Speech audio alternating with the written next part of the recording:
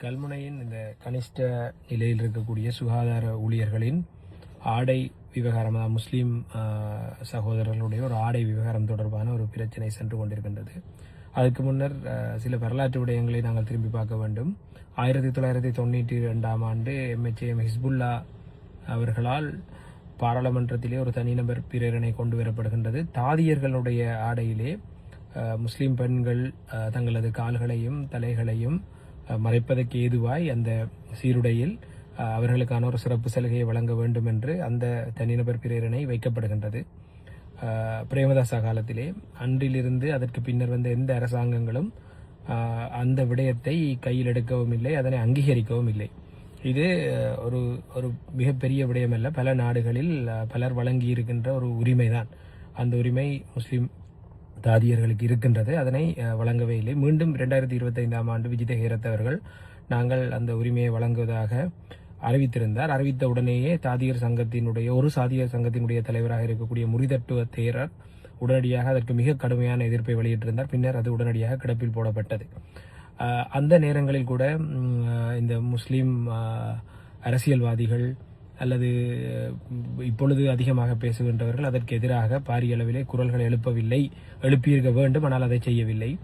அதே போல கனிஷ்ட பிரிவிலே இருக்கக்கூடியவர்களுக்கு இந்த ஆடை பிரச்சனை என்பது இலங்கை முழுவதும் அதே அளவில் தான் இருக்கின்றது. எந்த வைத்தியசாலையிலும் இலங்கையில் இருக்கக்கூடிய தேசிய வைத்தியசாலை, கொழும்பில் இருக்கின்ற தேசிய வைத்தியசாலை ஆகட்டும், கண்டியில் இருக்கின்ற வைத்தியசாலை ஆகட்டும், வேறு இடங்களில் இருக்கின்ற வைத்தியசாலை ஆகட்டும், எல்லா இடங்களிலுமே முஸ்லீம் கனிஷ்ட உத்தியோகத்தர்கள் வேலை செய்கின்றார்கள். ஆனால் அவர்களுக்கான அந்த ஆடை அனுமதி வழங்கப்படவில்லை. அதுவும் ஒரு உரிமை மீறல் தான். அதற்காகவும் யாரும் குரல் எழுப்பியதாக தெரியவில்லை.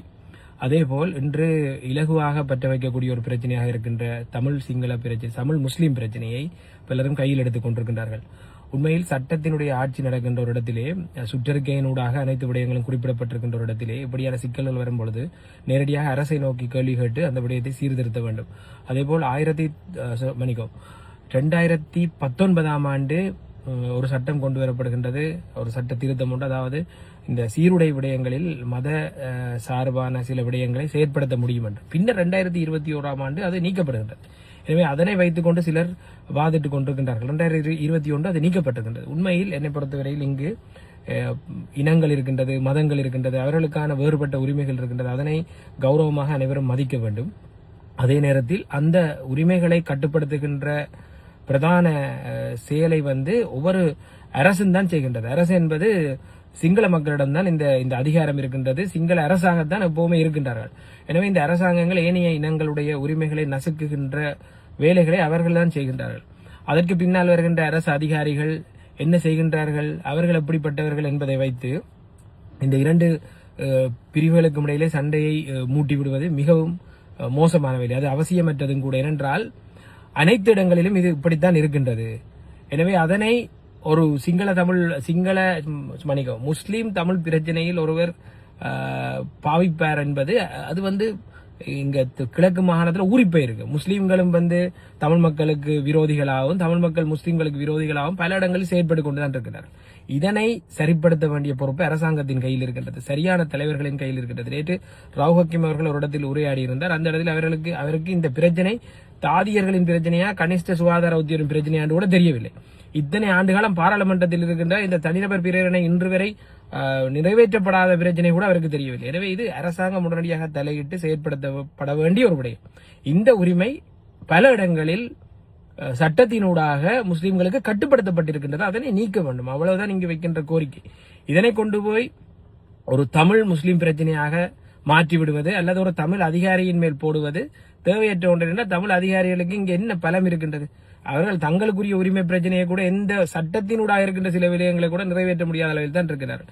எனவே இதனை சரியான இடத்திலே முஸ்லிம்களாகட்டும் தமிழர்களாகட்டும் தங்களுடைய பிரச்சனை எங்கிருந்து வருகின்றது, சட்டத்தினுடைய ஆட்சி நடக்கின்ற ஒரு இடத்திலே, மக்களினுடைய ஆட்சி நடக்கின்ற ஒரு இடத்திலே இந்த பிரச்சனை அடிப்படை அரசினுடைய அசமந்த போக்கு இது நிறைவேற்ற இதை இப்போ செய்திருக்க வேண்டும். நான் மீண்டும் கூறுகின்றேன், அந்த உரிமையை வழங்குவதால் யாருக்கும் எந்த சிக்கலும் இல்லை.